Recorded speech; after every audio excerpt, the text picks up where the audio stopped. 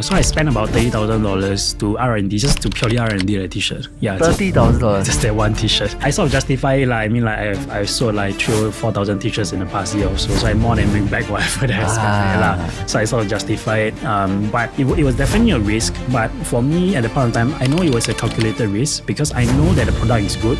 I know that I'm building a good product. I know there's a demand for the product 100% because the plain T-shirt market is the biggest T-shirt market in the world. There is a lot of demand for the plain T-shirt, especially right here in Singapore. It's just about execution. The purely question mark is on execution is me. So I'm the deciding factor. Can I execute it and can I make it happen or not? If I can, actually I'm not too worried about the actual business itself. I'm quite confident that it will work.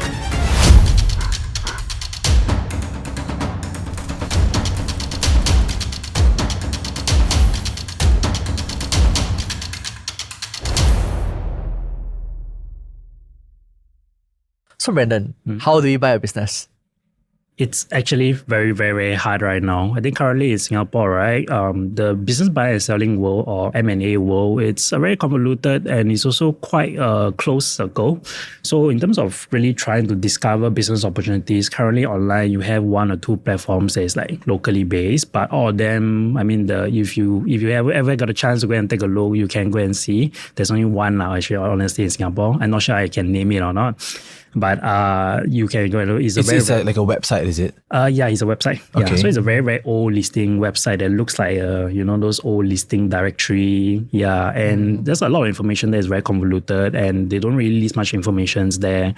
And a lot of the brokers, there are a lot of business brokers here, but everyone does things very, very differently. And majority of them focus on bigger businesses like multi-million-dollar deals. So a lot of the smaller businesses that wants to sell, they really don't have that avenue for them to reach out to try to sell like $100,000 business to like $500,000 within this kind of range. Honestly, nowadays that really isn't a right channel, I would say, to really try to sell it. So it's a listing site because as far as I know, usually when you want to buy, right, it's like, hey, I got a business I want to sell, and then it's a closed door kind of thing. I never knew that there was a listing directory. Yes, there's only one in Singapore. Okay, yeah. okay. And I think that is also one of the biggest issue because when you are trying to sell your business, you approach there's only three avenues to sell. First one, you approach your friends and family, which is what you mentioned. The second one is that the listing platform going to list it. But then third one, you engage brokers or business dealers to help you go and promote it and sell it. But all three ways of selling, all three existing ways to sell, right? Actually, they are very, very limited in terms of how much people can reach. Like friends or family, how many people can you sell? Like 5 to 10 of them that might be interested in or have the capital to even pay for it. The second one, on the listing platforms, like you can go and take a look. They show the views of each post, like couple hundred. The good ones maybe 1,000. Then you send to the brokers. Brokers are only going to send to the other brokers. Brokers, then they might send here, send there. So the amount of people you reach is really, really limited. So when you can't reach a lot of people, of course, you won't be able to get the best price. If you don't get you won't be able to get the most people interested. If you can't get more people interested, you won't get the best price. When you don't get the best price, then when you sell, it's not the most efficient way to sell it as well. Yeah. And what are the considerations to buy a business? I think first of all... So I was thinking like there are two sides, right? There's a seller side and the buyer side, right? So as a buyer, you be the seller, okay? Oh, sure. Yeah. So as a buyer, what am I considering? Okay, I think most importantly is that the business suits what you are trying to achieve. So number one is really about understanding what you're trying to achieve with the business that you want to buy. Is this going to be your main business that you want to operate and scale? Or is this as a side hustle that you want to buy and keep on the sides and you have people operating it and just bring your monthly income? Okay. Because I think a lot of Singaporeans, I think now they're also trying to explore the side hustle route. So just as an investment, just as an investment, yeah. Because I mean, you can work a 9 to 5, but if you have someone that a ready business that is really running, have a team behind it, right? I think it makes quite a lot of sense for you to take over that business and let the team continue running it, and you yourself just do the behind the scenes and manage the back end and make sure the business continue operating and be profitable. So that is, I think, one of the big considerations a lot of people do. And then the second one will be if you're already in the similar industry and looking to expand, then yeah, you can buy another company, come in, and then you can expand from there.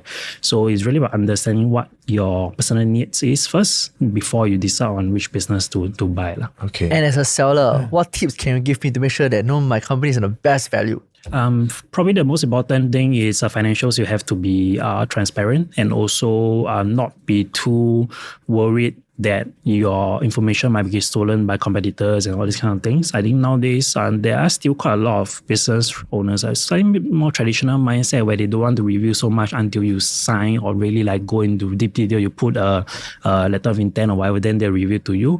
But I guess nowadays buyers wise, they are also they're also a bit more careful in the sense where like if you don't even want to share basic details, why should I trust you as a seller, right? So the trust goes both ways, and both sides have to have a little bit of understanding to each other that you have to review some information in order for people to get interested in your business. Yeah. Like for example, some of the business owners I met, they don't even want to review the business name that they are selling. Oh, wow. Yeah. So like but I can understand because when they do that, then people will naturally ask, hey, is the business doing well or not? Yeah, right? of course. But then end of the day, it comes back to the question, right? You as a seller, you want to sell a business, you want to get the most value out of your business as possible. But if you don't even want to review the name of your business or stuff, of course, understand you might have some consideration. But end of the day, you want to sell already, you want to exit, then you want to get the best possible value. Yep. Then what is the best way to get the best possible value? It's definitely not by withholding information and trying to be as secretive as possible in a way. Yeah. But of course, I know some industries, some specific companies, you really cannot, then okay, there are no choice. Yeah. Okay. But I would say it doesn't apply to majority of the businesses out there. Yeah. So is financials the only consideration as a buyer? Definitely not. So as a buyer, like I mentioned, financials is one thing. Then the second one is the suitability, like how well it suits your current situation, whether it be time, be it money, or be it is this the industry that you are comfortable with. Yeah. So by time, it means that what you require of me to to run the business, to look at it, to invest myself in it. Okay. Correct. Yeah. And industry nature, why does it matter? Because not every... Because if it makes me money, it doesn't matter. Yeah, exactly. Not exactly. I mean, some industry are a bit more regulated. For example, you are in the insurance and financial industry, right? It's a lot more regulated. It's not anyone who can just go in and just take over a business without knowing all the back end stuff, right? So some industries are a bit more regulated than the others. But I would say majority of more normal businesses, I wouldn't say traditional businesses, but more like those day-to-day businesses that you see, retail and all these, right? Usually quite straightforward. Yeah. What are some of the more regulated sectors? More regulated sectors, definitely all the financial services and also the insurance industry, the property industry is also a bit more regulated. Beauty quite okay, I would say. It's not that bad. It's quite easy. Even it is regulated, but it's easy to understand. It's not like you need to go and take a test, you need to go and go take a certification and stuff to be. How about like those like clinics and whatsoever not? Clinics and stuff. You don't need. You technically don't need to be a doctor to open a clinic. You can be the owner of the clinic and have doctors working under you. So clinics wise, of course, there's some regulations as well, but still I think manageable. Yeah, because I do have a TCM clinic previously. I was selling the owner have no idea about TCM. Is not a TCM doctor as well, but she's the owner of the business and she has doctors working under. Yeah. Okay, so she just pulls in the doctors or the physicians to come and treat. Yeah, correct. What's the most interesting business that you ever encountered to like buy or sell? Most interesting. So far, I haven't really get any really crazy ones. Honestly, all quite normal. I would say. Yeah. I thought you're gonna. But your normal might be different from our normal. What's like? Like recently there was a huge trend about some wedding, marriage, matchmaking agency that want to sell off. Yeah. Well, I really don't have it. So far, I think all quite. The latest one, what's your latest? The latest one will probably be a dry flower company. Dry flower? Yeah, they're the biggest dry flower supplier in Singapore. Yeah, they supply to around 500 over florists locally. Yeah, so they are the most established one. Yeah, which is and the numbers are very, very strong. Yeah. So why would they want to sell? For her it's pretty simple because she's been running the business for many years really. So she's trying to explore something else. And I mean it is already the most established interest dry already. Yeah. It's done. Yeah, it's already the most established dry flower business in Singapore. There really isn't much. Of course there's other things that she can do to bring in more more business and expand on to different industries. But I think she wants to explore a bit more other things. She already built it up to this scale, and she was thinking, okay, if I get exit, I will exit and go and try something else from there. Okay. Yeah, but she's not in a rush, so she's happy to take a backseat because the business is still bringing in very strong revenue and very strong profits as well for her. And what would be some of the people who would consider florist business? Definitely competitors. Definitely competitors that already want to acquire the vertical lah. Correct. Yeah. Okay. That will be probably the most likely buyers lah. Because if not, because the sum she's selling not exactly low as well. Yeah. So I think it's 1.6 million. Yeah. So it's not really a very low sum for someone who have no experience to go in to buy 1.6 million business. It's not ideal as well. Like not recommended. And these are considered what, multiples of a certain margin? Correct. Yeah, their profits. Okay. So I must ask, most of the buyers, are they usually locals or are they overseas investors as well? I would say for smaller businesses will mostly be locals, but for your bigger businesses, your multi-million dollar businesses, I would say mostly lah. I would say a good mix of them will be from overseas.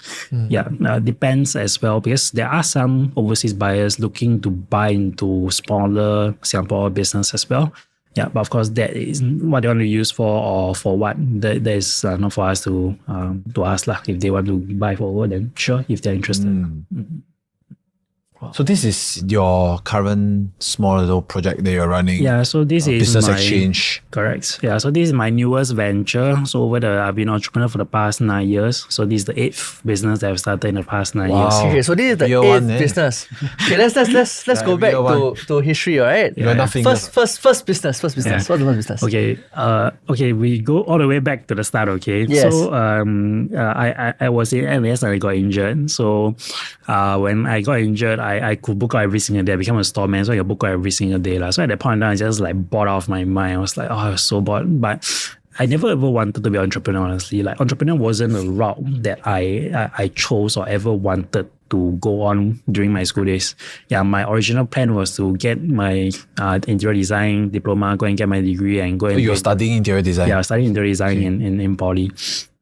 So I just want to get my degree and go and become an interior designer, whatever it is after that lah. But during, I got injured, right? Then I just started, I just saw this video completely by chance on YouTube. So at the point of time, I had a cat. So I saw someone build a cat bed out of old pallets, those wooden pallets. Yeah. So I'm looking at it, I'm quite free. This looks like something that's doable, right? I can do it myself, right? I have some basic saw and hammer at home. Let's try it over the weekend. Okay, so after one weekend, I just brought a couple of pallets home. I just dismantled it downstairs and then I go and assemble it at my house and cut the wood out. Then after I finish, I look at it, this actually looks pretty good, right? Maybe someone else might want it. So I just posted it on Carousell for $35. And surprisingly, a lot of people bought it. Oh, wow. Okay. Yeah. And a lot of... What was it again? It's a pet bed. A bed. Pet bed, yeah. Using it from pallets. Wow. Yeah, wow. So a bed for my cat. So initially it was for my cat, but after building, this looks pretty nice. Maybe I can sell it. Yeah. Okay. So surprisingly, a lot of orders started flooding in. So from there, then I was like, oh wow. It's like, okay. Then I just started building more and more and more. So I just spent the evening time when I book out and at night to build, if not the weekends and stuff. So I was a completely 100% accidental entrepreneur. I never wanted to start a business. Just because I posted that pet bed on Carousell, right? That's how I got started into business. At the point of time, more like a hobby. It wasn't really realistically a business. I was just doing it on the weekday nights or on weekends. So I just selling on Carousel. So do you still do it? No, I sold off that business. Oh, you sold off that business? Sold off that business. How much do you sell? How many do you sell before you sold it off? Okay, that was a start. Of course, initially it was just pet bed, but eventually more and more people started approaching me to build tables, coffee tables, dining tables, sofas, chairs. Woodwork lah. Yeah, woodwork lah. So custom built furniture. So from there, I just continue expanding. And with only pellets? I don't know. I spent out to more a proper wood, nicer proper wood. Proper wood, nicer wood as well. Wow, okay. So become do full carpentry kind of thing already. I don't do carpentry. I don't do cabinetry. But it's part of carpentry, I guess, like woodworking and stuff. Yeah. So that was how I got started. And that was my core business for about 4 to 5 years. Yeah. And you sold that off for how much? I didn't sell it for a lot of money. I sold majority share of the business for about $160,000. Oh, wow. Yeah, which I think for that time was still pretty decent lah, because I mean it was Hey, it's decent for a 20 plus year yeah, old, it was man. decent for 20 plus years old. Yeah. But for you're majority. the main guy. Yeah, I'm the main guy. So you sold it off, then no one to. Oh no, because at that point in time I have a team. Okay, behind okay, me. of Yeah, I people. have 4 people that's working for me. Okay. And they are running the day-to-day operations. I'm not too involved really lah. So Okay. some guy came along, and at the point of time I was running a few other businesses as well. They was like, okay, this is like way too much really. I really need to decide for the next few years, what do I really need to focus on? I need to cut a couple of businesses out from my portfolio to really focus on ones that really matter. So someone approached me that they're interested. Then okay, let's work out a deal. Then yeah, they took over, and I'm still running to this. And still running to this. Wow. Thing. Oh, And that's okay. business number 1. Yeah, that's business one. number 2? Business number 2, actually, it stems from my first woodworking business. So you notice a very clear theme throughout the conversation today that all the businesses that I built actually is solving the personal problems I'm facing. Yeah. So I'm a true believer where if a business can't solve a problem, your business, you don't really have a business. Yeah. So I really try to focus on trying to solve problems, or problems that's painful enough that people are willing to pay for. So this second business is my co-working space. So my co-working space is called Tinker Tank. It's been running for about 8 years really. So this is my second business. The reason why I started is also completely by chance as well. So what happened was that during when I was building my furniture, right, I was building at home, but it's way too messy, like cutting the wood and stuff at home. So I got chased out by my mom. Not chased out, but she asked me, go and find some workshop and go and do it. That's all the the days, wood wow. dust. Yeah, correct. Fire hazard. Correct. So then I started finding places. I really couldn't find any small workshop spaces, like the size of like maybe half of this room, like it's really small kind of workshop space. Majority of the workshops out there is like 1,000 square feet and starting from there. But for a small guy that just started, paying $2,000-$3,000 of rental per month is impossible. I only can work at night, right? So I chanced upon this space called the Yellow Cage. It's located at Aljunied, Geylang area along 17 there. So initially, it wasn't really a creative co-working space, just a big place divided up into a lot of rooms and rented out to different people. So I saw the space. I told the owner, hey, I only come in and work at night, not on the weekends. I won't be disturbing your other tenants and stuff. Would it be okay if I rent a space to do working? Then he was like, okay, whatever, I stay. So that's how I rented the space. I was there for only about 6 months. So after 6 months, I outgrew the space. I need a bigger workshop. So I rent a bigger space. But because I was there for 6 months, I still know some of the existing tenants there. So after about 2 years after I left, one of the tenants, I was just having coffee and then he said, hey, this place is going to close down already. They are looking for someone to take over. They owe the landlord quite a lot of rental for the past few months. So the landlord is either going to shut down the space or find someone to take over and continue operations. And nobody wanted to take over all the existing tenants there. There are still some existing tenants there, but nobody wanted to take it over. Then I was like, okay, this seems quite interesting. Let me do the numbers. So I just went to work on numbers. This makes a bit of sense. Maybe I can try it. So yeah, I took over the space and that's how I got started. Then that was my second co-working space. So I mean, that was the first co-working space, my second business. So I do it a bit differently. So I transition and change the entire space into a co-working space for creatives and people in the handicraft. I said, you're doing handicraft and the creative business, we want you. So that's how we started the creative co-working space. Yeah. So currently we have 3 different locations and 2 event spaces as well. So total of 5 different locations. And the locations are? Actually, it's on the east. So one at Aljunied, which is the original location. And then one of it is at Ubi. The other one is at Kaki Bukit. Yeah. Wow, interesting. So that's second business. And business number 3? Business number 3, it's my interior design business. Yeah. So I started... What you What set you- out to Yeah, study. what I started to study. Actually, coming back, right, actually, there's one more interesting thing. So for my working business, right, actually, that's how I met my wife as well. Oh. She was the cat owner that bought the cabbage from you. No. So when I got started, not too long after I started, she and her brother opened a cafe at Siglap. So they were trying to look for someone to build some furnitures for their place. Wow. So you managed to hook up the lady boss. So- Smart boy. Sometimes life is a bit funny. Yeah, if I never got injured, I won't get started on this. I won't get started on work. Yeah, I won't never Met your wife, yeah. Wife, I won't. I have my 2 kids and stuff. So sometimes life is a bit funny. Like somehow it just worked out, right? But anyways, okay, back to the business. Okay, so the business is actually interior design business, but we don't strictly do interior design. We actually do project management. So because in the interior design industry, the time when I was planning for it, I realized there's quite a bit of an issue regarding project management and trust. Like projects always get delayed, and also like if you say 4 weeks or 6 weeks or whatever, like how do you actually track and deliver it in 4 to 6 weeks, right? And also there's another problem with a lot of higher end designer as well. Higher end designer usually they just want to focus on designing the house. They don't want to do the client management and the project management and contractor management. So what I did was I focused on working with all these designers that just want to do design instead of the project management. And then what we did was I come up with my own program to manage the entire project. So every single quotation item, right, will be input into our system. I input our system inside. There will be a start date, in progress date, end date. What materials need to be ordered, when will the materials be ordered, how much to order, when it will be there, when are the things installed. Every single item will be a picture before, during, and after as well. So all these are tracked. So all these can be seen between us, the project managers, the designers, and clients. So the clients, they don't need to come and ask us every single day, hey, what's going on, what's happening today.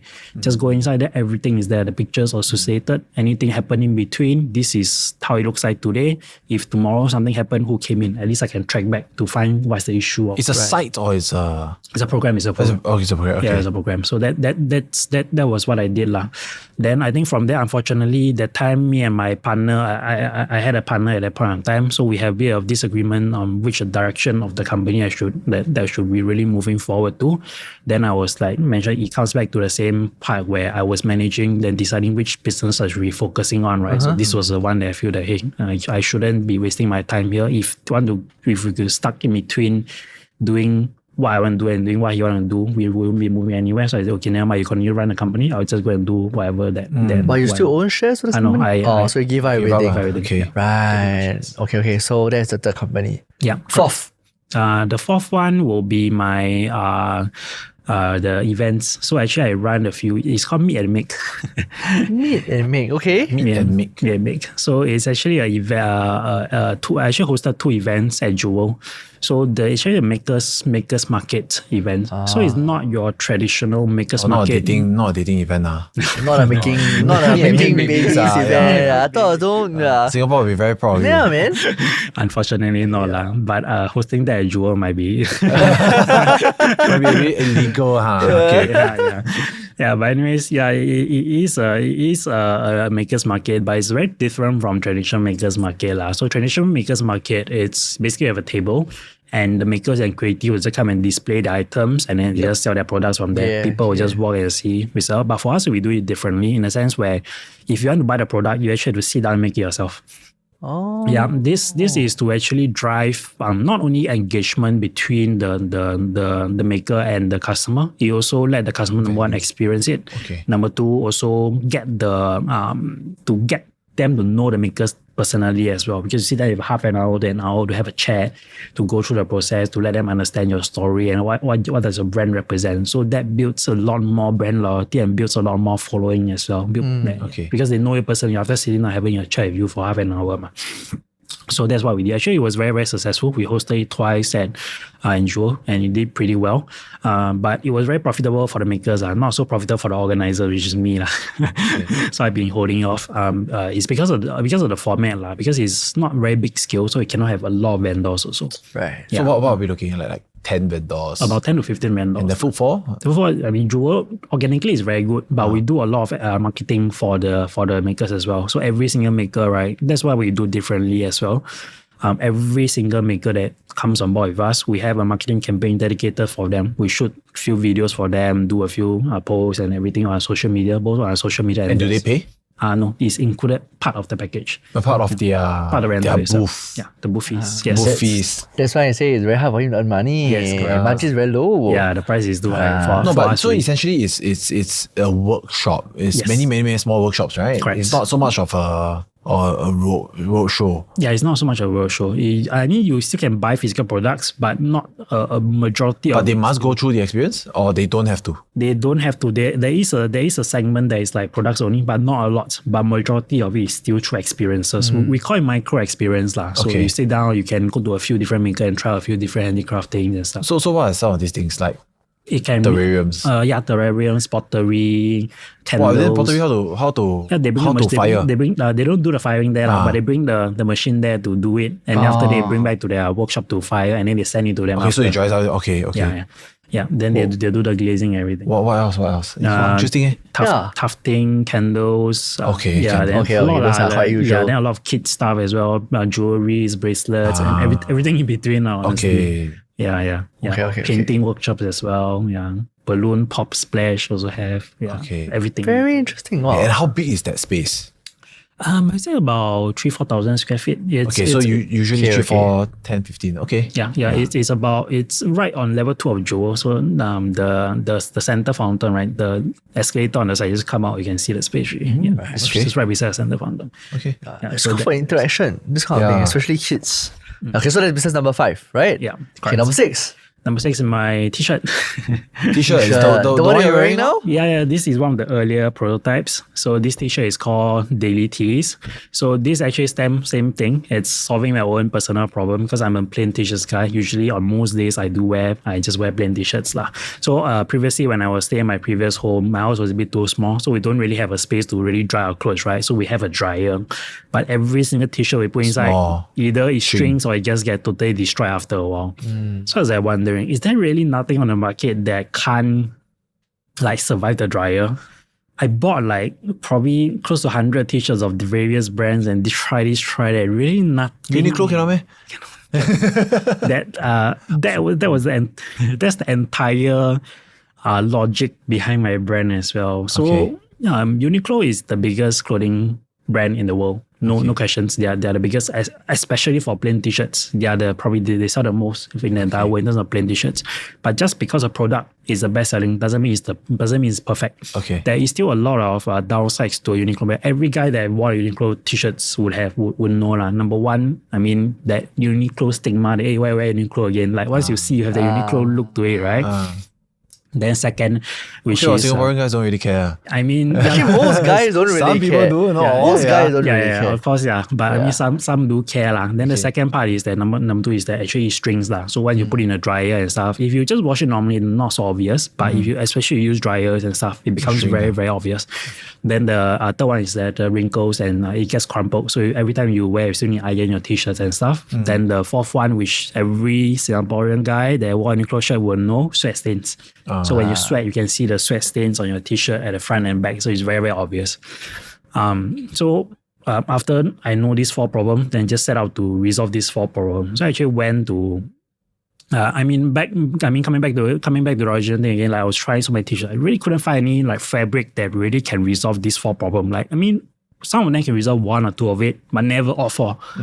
It's like, is there really no perfect durable T-shirt that can like really like very long lasting and have the wear that can survive for long? Then yeah, that was like, okay, if nobody can do it, let me try to do it. I wasn't even thinking to do it as a business ever. I was like, okay, let me try to see if I can do such a T-shirt out first before I even think it as a business. So basically what I did was I just went to China. I fly down to Guangzhou and went to visit the fabric market there and go and find, I really couldn't find any fabric that really matches all my T-shirt. I brought back a lot of samples. I keep testing and trying. Nobody really can give me the... How do you try? You put it in the dryer. You wear first or you don't? Oh, no, I don't. I just just watch and just You're oh, wow. free one. I just I mean, he has 160K. Come on. So I just measure all the T-shirts beforehand, like all the dimensions, and just throw it into the dryer and do one. I don't even do multiple. I just do one wash cycle. And yeah, then you can straight away see if it strings or not already. Wow. Okay. So I just tested a lot of fabrics, a lot of different T-shirts, and nothing really worked. So I was like asking the fabric supplier, hey, like, what can I do? Like, is there really nothing that I can do to make a T-shirt that can survive all this? They say, existing fabrics a bit hard because none of the fabric they're trying to achieve what I'm trying to achieve. Even if I by chance happen, it might not be the thickness you want, might not be the weight you want, might not be the exact weaving that you want. Yep. Then they say, okay, if you can't achieve that, right, then why don't you do from scratch? Like we go and custom the fabric itself. Then I was like, oh, okay, that seems like interesting. So after that, that's what I did. I went to a fabrics factory and go and tell them my requirement, what exact weaving I want, what kind of materials I want, and they give me the recommendations as well. Okay, if you want these properties, what can we do, and this and what not. How long did that take you? 9 months. What is the property? Okay, so the first one is number one, doesn't shrink. That's the most important one. So it's more cotton or it's more... No, it's zero cotton. Because cotton 100% shrink. Because cotton it's organic. If you use organic material, you're 100%. Okay. Oh, wow. Percent So shrink. it has to be poly... Yeah, it's polyester based. Polyester based. It's three material blend. Polyester, viscose, and one more is spandex. Spandex. So Spandex yeah, is stretchy one. Correct, stretchy. So the first one is doesn't shrink. Second one is that zero crumple, so you never ever need to iron your T-shirt. Okay. The third one is zero Sweat stains. Yeah, zero sweat stains. So what's the property that removes sweat stains? Wash Actually, off. no, it's actually okay. The fabric itself is very it matters a lot, and also because it's a 2-layer construction. It's not your normal single 1-layer fabric. I think you can flip So over. I need to go and touch. You go over.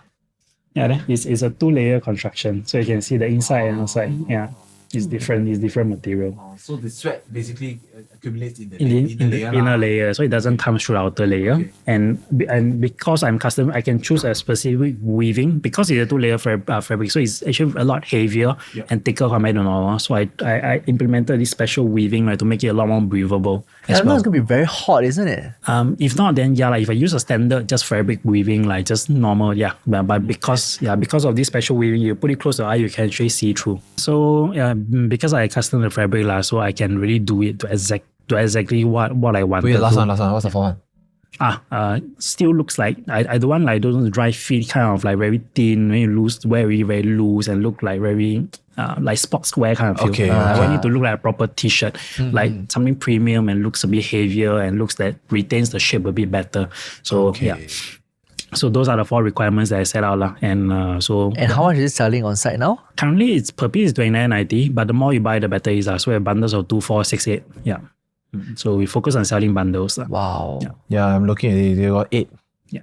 So just in case you cannot find your shirt, he just give you 8 one shot. Yeah, You actually, don't need to think. Just take and just wear. Yeah, just take and wear. actually majority of the people that they buy 2 or 4. Yeah. Anyone buys 8 one? Have. Have. For himself or for others? For themselves. Because some people only wear black. Then you just buy 8 pieces of black and just wear it every single day. Right. Nice. Yeah. So that's how I got started. So I mean, then after I have the T-shirt, then you becomes planning for the business really, the business direction, what I can do in terms of that. So yeah, I targeted. And all these businesses you start all alone. Like more the teas. or less. The idea usually comes from me. Sometimes I might pull along 1 or 2 people to help me with certain aspects of the business, but majority of the business, the ideation and stuff, it becomes from me. Okay, so that's number 6 business, right? Yeah. 7. 7. Trousers business. No. Underwear? No. 7 is my 2 current ones that I'm actively managing. It's called madeInSG.com. It's basically a local makers and creatives platform. So something like Etsy, but Singapore based. So local makers and creatives can go and list their products, services, workshops, doesn't matter. As long as it's made in Singapore, you can go and list there to sell. We'll help you do a bit of marketing and push some traffic to the site to sell your products. Yeah. And what the A1 is the one that you sell the businesses. Sorry? The 8th. Correct. Right? Yeah, the 8 is the business one. Yeah. So Made in SG is an online community. Yes, it's an online community. So it stems from whatever I built previously. So my co-working spaces, my events at Jewel, all this is just part of parcel, because a lot of the people that is on my platform, it's from those people as well. So I just bring them to put onto this platform to try to bring under one banner made in Singapore. Yeah. Okay. So how tough is it managing so many businesses? I know you mentioned that you have to cut away businesses to focus a few, but how tough is it? I would say, okay, because some of the businesses have been operating for very long already, so they're sort of like self-running. So it gives me a bit more freedom to really sort of like go and explore and try out different things. One of the main reasons I try to do so many business is that actually, I think this is probably one of the biggest thing about me is that it's not really like right to try new businesses. Every single businesses I start, not sure if you notice, they are very, very different from each other. They are actually picking up certain aspects of entrepreneurship or certain skills in entrepreneurship that it's applicable down the road. Because I myself is very well aware that number one, I did not come from a family that's in business. I have no business experience. I have no one to really mentor me throughout the years as well.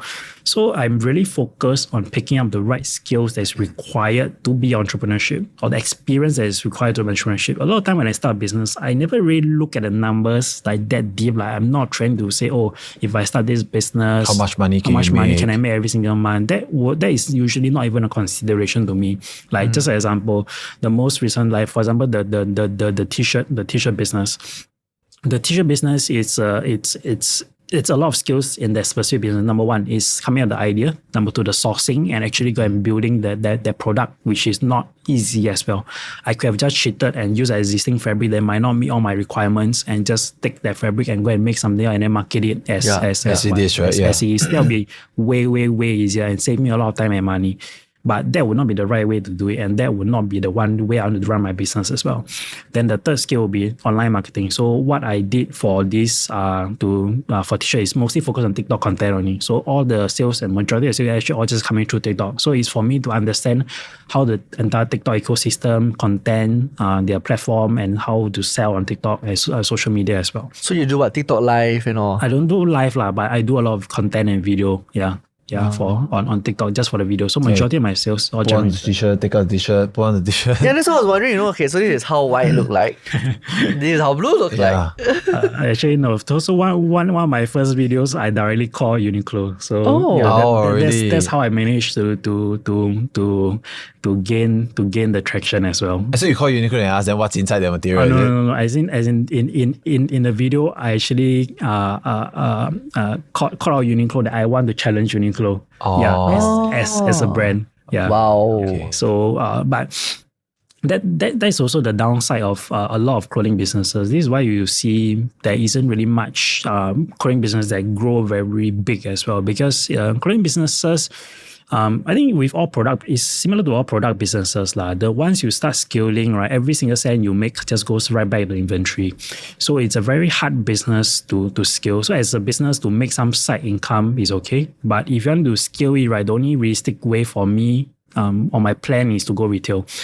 That is probably the although people might say that, okay, retail, it's a bit, it's very risky. Yes, definitely true. But in order to retail as in like having a retail shop. Okay. Yeah. But the logic is pretty simple. If I want to build this up in the proper business, I need to build this business that is worth something. I'm not really looking at a monthly profit or whatever it is. If I want to sell it online, yes, I'm looking at monthly profit. But if I want to scale a business that actually worth something, because online clothing brands is worthless. You are just worth your inventory only. Your inventory is actually usually also not worth much. So if I want to build a business that actually worth something, I have to go retail. And can you explain a little bit on that? Like, what do you mean by if online you're only worth your inventory? Okay, because if, like for example, I basically online, right? I'm the face of the brand. I'm the person behind the brand. People recognize me. But the moment I step away, right, the brand itself, it's that there isn't really that the worth behind the brand. You can still sell your inventory and you make a decent monthly income. By brand you mean Daily T-ies is the brand. But they recognize you, Brandon Wei, as the face of it. Face of it. So the moment I step away from the online brand presence itself, right, it's a lot harder to work. And if someone wants to buy over my business, like, then I'm not part of that phase anymore. So it's a lot harder to transition over. But doing a retail is different. The risk is high, but also the reward is very high also. And also there's a reason why I quite confident. But you mean retail, it means that once you have a short front, people will discover on their own. Correct. They don't buy you, they buy the tea. And also it's very important because for my target audience, which is like I call dad's age like the late 20s or around 40 years old. This age group, right? Usually we have a house, we have a car, we have family, we have kids, we have a job. This group of people don't really care. This like don't really care fashion that much. Yeah, they are least bothered about fashion. Yeah. Of course, individually, some do care about this. But as a broad target audience, they are the group that cares the least. But also for this group of people, they still prefer to go down and try and wear the t-shirt, feel it, and before they buy it. Price-wise, they're not too sensitive. They are willing to spend a bit more for better quality. So because our target audience prefers trying things physically and having retail, so my strategy is very simple. If I really ever go, if you're ever going to see a daily tea shop, right, you'll be beside Uniqlo. Okay. So Interesting. The goal is very simple. If you walk into Uniqlo and try their t-shirt in 1 hours, you try ours, you'll never buy this. That's simple. The poster should say, try that first. Yeah. And honestly, I wouldn't mind doing it. Honestly, I wouldn't mind doing it. Okay, so many businesses, right? What was the hardest business to set up? The hardest business, probably the one I'm working on right now, the business business, because it's a lot more complex with a lot of things involved. It's basically a combination of every single thing that I've learned throughout the years and all the skills that I picked up. And now I really need to put them into use and really execute it more than anything else. It ties back into every single thing that I've done from the first passion works, like knowing how to build stuff, knowing how to do sales, how to manage customers, to all the different skills that's required. I think this is probably one thing that a lot of entrepreneurs miss out on, where they are too overly positive when they start a business. I'm not sure why, because I do TikTok content as well, right? Like I do a lot of entrepreneurship content on TikTok too. It's called SGB Stock. So and I do mentor a lot of students, because I do teach part-time at Nanyang Poly entrepreneurship program as well, just once a week. So I realized a lot of people on top of that, over the years, I met hundreds of different entrepreneurs through my co-working space, right? I realized that a lot of entrepreneurs, when they first start out, I'm not sure why they have this feeling that once they start a business, their business will be successful. I mean, that's very positive of them. You don't start a business and expect they say, it you're gonna fail. They always have the positivity and they hope that it will be right? success. Hope they $1 billion. Correct, but a lot of them, their action itself don't justify, but the action itself don't follow that logic. So they start out, they don't have the experience and don't have the right skills and all this, right? But they still move forward with it and disregard a lot of the risks and things involved, you see. So Could you elaborate a little bit more on that? What three risks in this regard? Okay. This is a very, very funny statistic, right? That I realized over the years through my co-working space. If you have a partner in your business, it's a lot more likely to fail than you doing yourself. So majority of the businesses that fail, right? In my co-working space, I would say a lot of them have partners having problems with each other. So they fight, and then that's why. Yeah, because I think in business, a lot of things is numbers. You can count, you can figure this out, you can project and stuff. The only thing that cannot be predicted is humans. Like especially when you have a partner, you don't have the black and white agreement, you don't have a lot of this, right? The more partners you have, the faster you disappear. Okay. Those have 3 and above 100%, 1 year bye one. Wow. So Two still quite okay, still can last a few years. Usually those that do well in the long term, usually is one, honestly. Yeah, is one that do okay. Because if the business fails, it's your problem. It's your own thing. Problem. And I think when you're doing it alone, you have a bit more control and not so much things to.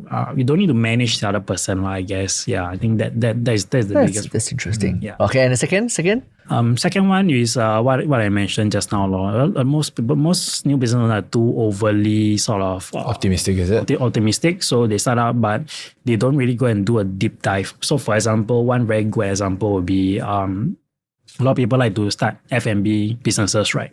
So for example, if you want to start a Mookata store, I think every one of us have seen Mookata stores everywhere, but a lot of Mookata stores and hotpot stores, I don't know why they like to open industrial canteens.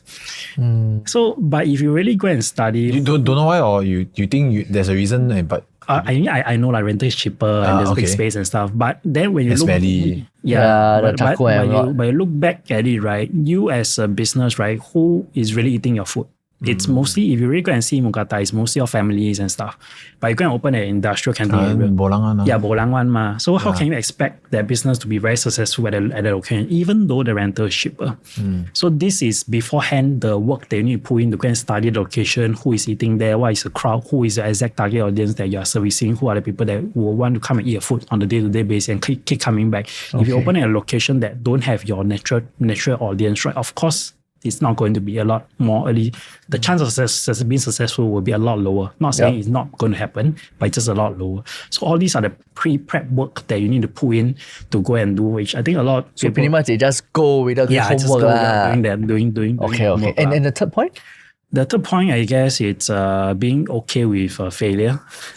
Yeah, I guess this is something that I think a lot of Singaporeans lack, because from young, we are always taught that you cannot fail, you need to do things, you need to get good results for your school, even if you just study more and you improve, you just work, just practice more and you'll do better in sports. But in business, it's very, very different. You can work like 9 to 4 a.m. to 3 a.m. every single day. And at that moment, you might not make a single cent. You might even lose money. A lot of people unable to accept the fact. And they give up very, very quick. But in business, that is normal. Yeah. That's normal. That's completely normal. But I think a lot of Singaporeans, we don't grow up with that mindset of being okay with that and being okay with failure. And that's why a lot of them give up too early as well in that. And that persistence and that mindset and being emotionally stable as well, I guess that is very, very critical. So let's step on that point, right? For you, Brendan, as your own personal experience, what businesses that you have run? You have 8, right? Yeah. That you have run, right? That actually, for the longest time, right, got no income in one, right? How long was the longest period ever? T-shirt. I know T-shirt was 9 months, right? Was there any longer than 9 months? No, I think T-shirt is the longest one. Yeah, so I spent about $30,000 to R&D, just to purely R&D the T-shirt. Yeah, $30,000. just that one T-shirt. Wow. Your wife already or not yet? No, that was together. Together already. And your wife was okay with the pet project? Yeah, she was like Better than piecing it away. True, dreams, doing something right? else. Yeah. I sort of justify it. I mean, I sold like 4,000 T-shirts in the past year or so. So I more than make back whatever that I spent. So I sort of justify it. But it was definitely a risk. But for me, at the point of time, I know it was a calculated risk because I know that the product is good. I know that I'm building a good product. I know there's a demand for the product 100% because the plain T-shirt market is the biggest T-shirt market in the world. So there is a lot of demand for the plain T-shirt, especially right here in Singapore. It's just about execution. The purely question mark is on execution is me. So I'm the deciding factor. Can I execute it and can I make it happen or not? If I can, actually, I'm not too worried about the actual business itself. I'm quite confident that it will work. Yeah. So you started up 8 businesses. Is there any businesses that along the way you wanted to start but you didn't? Actually, not really. Any idea that I really have that I think that's worth exploring, I do go and explore and poke at it a little bit. Yeah. So the most recent one is the business one, which I'm actively working on it quite a bit recently. So usually when I have an idea, I will try to go and explore a little bit to try. Of course, along the way, there are business opportunities that comes along, whether it be friends, family, or some people that push me, that have their business ideas and this and whatnot. But usually I'll just give them recommendations of what I think they can do. Usually I wouldn't get involved too much in those businesses. Okay. Right. Okay, so Brendan, right, let's go to our Enzo segment. Okay. This is the Enzo segment.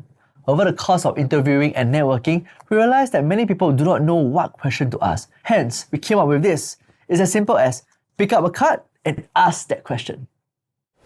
So any 3. Okay, so I just pick, yeah? Yep. He pass to us, we read and pass it back to you. Okay, so first question, right? Yep. What resources or skills do you rely on to tackle your biggest challenges?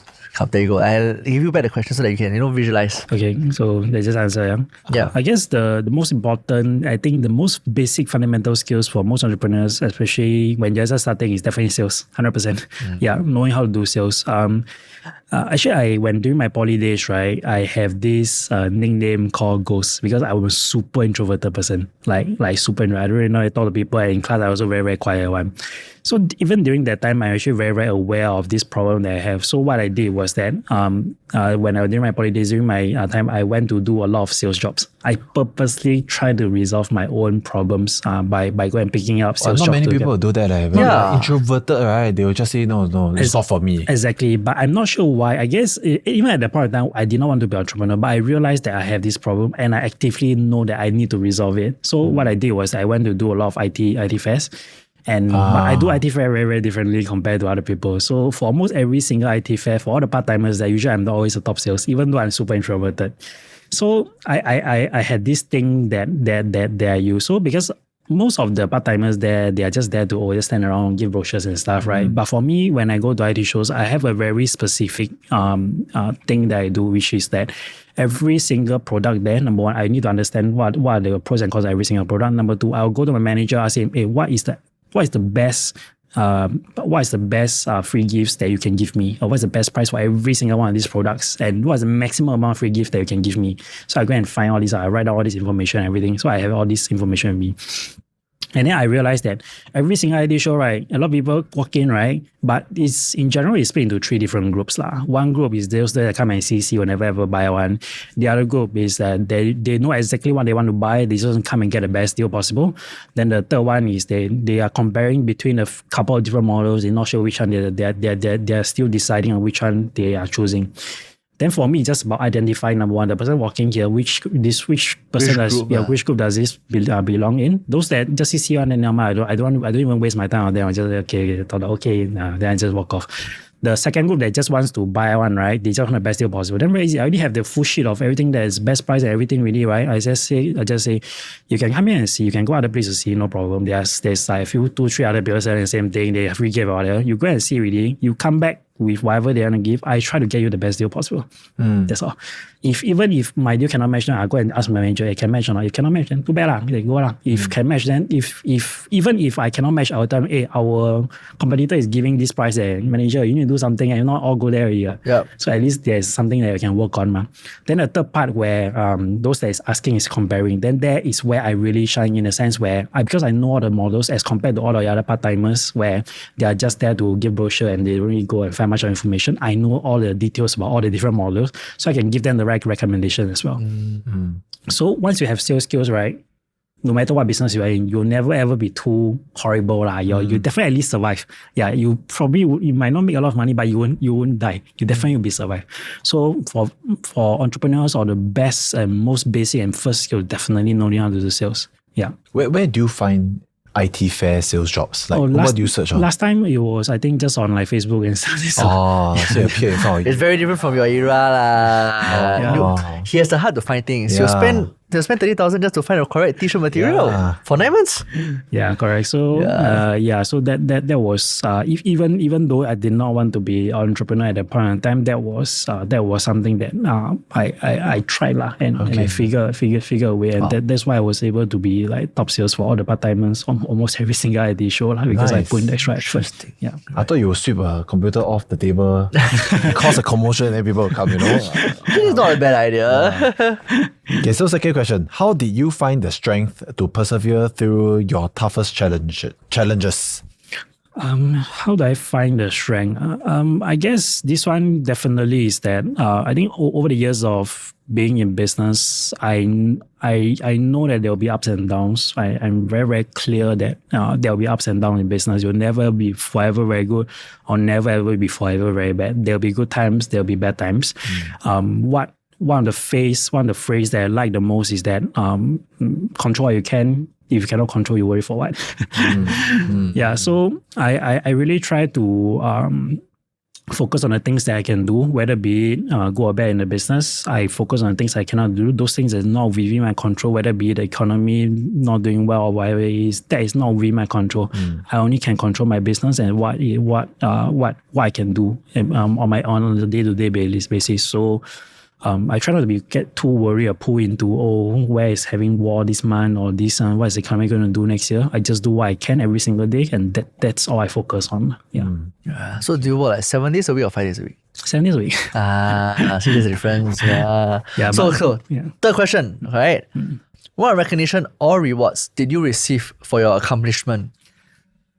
I mean, I think the first one he got was definitely the wife, Yeah, 2 kids. Definitely the wife and kids lah. Okay, so a lot of people say don't start a business with your friends, family, or wife or whatever, right? So me and my wife is one of the odd ones that surprisingly work very well in business. Oh, Yeah. Also, she helps you out with all, she helps you out to manage. all of it or some of it? Most of it lah. Most of it. Yeah. She helps me to manage most of my business, the back end part lah, especially all the accounts and all the paperwork and all this. So she handles most of it. I think not only because our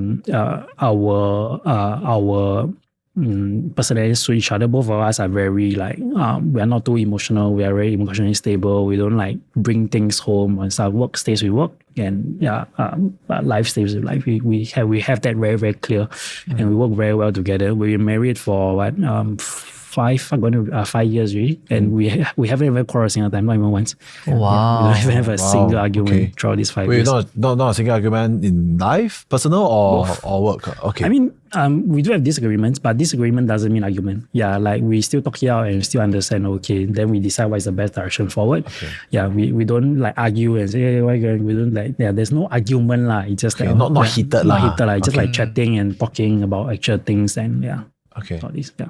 But most recent one is also I just finished probably one of the best rewards I have. I mean, kids is one thing, but recently I just finished a book for my kids as well. Oh, okay. So you finished creating a book for your kids. Yeah. So that's going to be your 9th venture. No. It's just a fun side project that I had. It's called This Is Business, My Son. So it's actually a book that sort of simplifies and break down a lot of simple business ideas so even kids can understand. Yeah, so through my experiences and through the years of me building various businesses, what I learned and stuff, I try to simplify it that not even probably a 10-year-old reading a book, they'll sort of understand how to do business. That's number one. Number two, the logic behind simple business fundamentals and some basics information that they should know before they start a business. So that is probably, but it's not a finished product. There's still a long way forward for myself as well. Yeah, I just treat it as a journey. Whatever comes along, then so be it. Yeah. Wow. Thank you very much for that, Brandon. Thank you. And that's how we end. So, Brandon, what's your biggest life lessons that you'd like to share from your experience? Biggest life lesson. Biggest life lesson is probably, I would say, if you have something that you believe that you should pursue, just go and do it. Because at the end of the day, we never really know exactly what's going to happen. I think too many times I've seen people throughout the years talking to different businesses, different entrepreneurs, different people that is interested in starting businesses. People just really worry a bit too much as well, instead of like just giving at least giving it a try. Too many people are afraid of taking that first small, I wouldn't say even take a first step, like lifting your feet. Yeah, like going into it and giving it a small test. Like too many people are not even willing to take that little step, because like just like I mentioned just now, right? My entire life for the past probably 9 or 10 years since I started businesses, it's just a bunch of coincidence, honestly. It's just a bunch of coincidence, just a bunch of opportunity coming along, me actually grabbing it. Just a bunch of completely luck play a big part of it as well. But I do believe that you put yourself in a position of luck rather than luck coming to find yourself. You don't even put yourself in a position, luck would not come and find you as well. And if I never started all these things, I never go and post that first picture, my first product onto Carousell, I will never ever start a business. I will not meet my wife, I will not have my kids, and everything happened after that, right? Yeah. So I could have just be like every single one, just book out every single day, go home and play computer, and that's just because I did that one small little action, whatever happens after that happened, right? So I think it's very important to have that little bit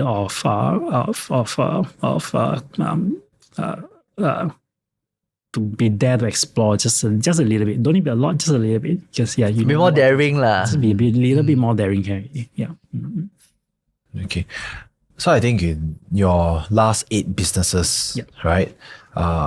Is there any major finance lessons that you like to share? Major finance lesson will probably be scaling a bit too quickly for my Tinker tank business. Yeah, that will probably be the one because it's more or less a property business. You need a lot of capital upfront to renovate and find people and find spaces and find staff to manage the space and all this as well.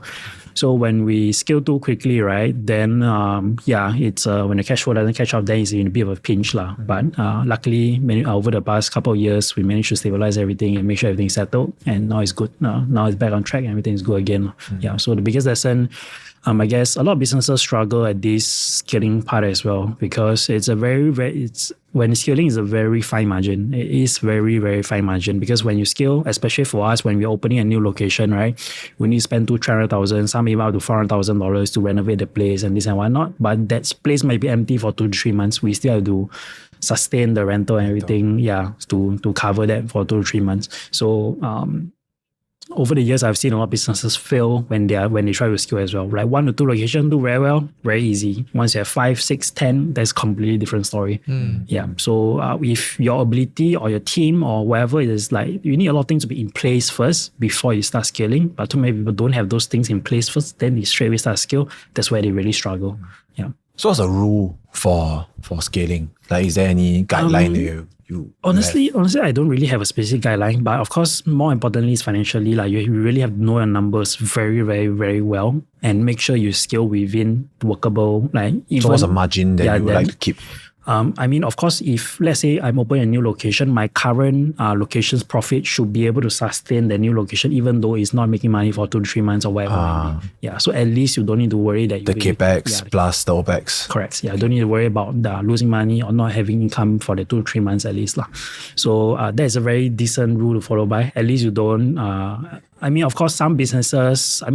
It probably don't apply to all businesses. Some trend-based business, you really have to scale quick in order to achieve. And if you have the capital for it, then sure, go ahead. But I'm talking about normal businesses. Yeah, normal businesses, you're funding yourself. You don't have a massive amount of funding coming in or investor coming in to help you to do that.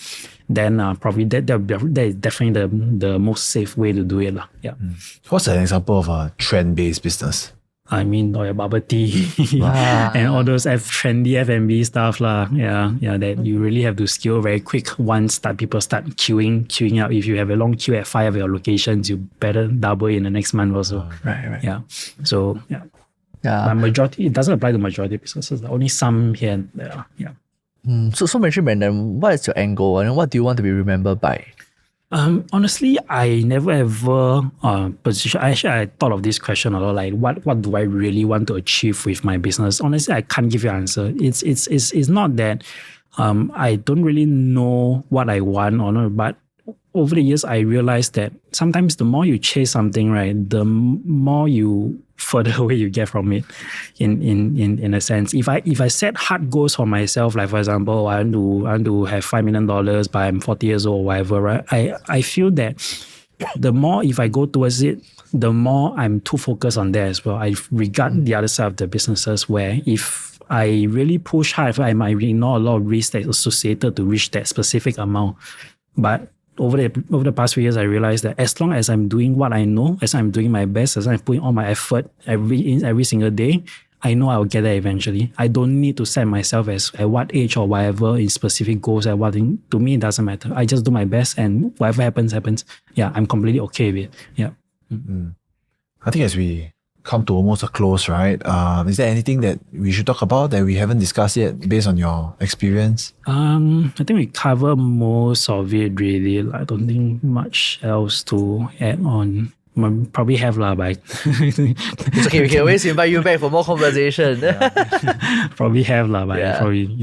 So Brandon, for every single guest that sat on that chair, we actually ask them this question, and the question is: if there's one word that you give for anyone out there looking for success or even aspiring entrepreneur, what would that one word be? It's the word that I already mentioned just now, is failure. Yeah. Failure? Why? Yeah. Being okay with failure and being able to face failure and being able to handle failure as well. Because business is a journey. You want to be an entrepreneur. You don't want okay, you have to ask yourself this question first before you even start a business. Do you want to be an entrepreneur, or do you want to just be the owner of your business? Because those two are very, very, very, very, very, very different things. Yeah, if you just want to be your own business owner and manage just that one business and don't even think about starting other businesses and stuff in the future, okay, that's completely fine. There's nothing wrong with that. Yeah, you still can do it and whatever. But if you want to be an entrepreneur, you want to start multiple businesses, for sure, a lot of those businesses are not going to make it as well. So first thing, being okay with failure and starting and actually go and do it and not be worried that this business might not be make it, because that business failing is actually normal. Yeah, most businesses fail. So if most businesses are going to fail, then you better be ready for failure and be okay with failure first. Yeah. If you're too worried about failure and don't even take the first step, then no, nothing else will happen after that as well. Yeah. Okay.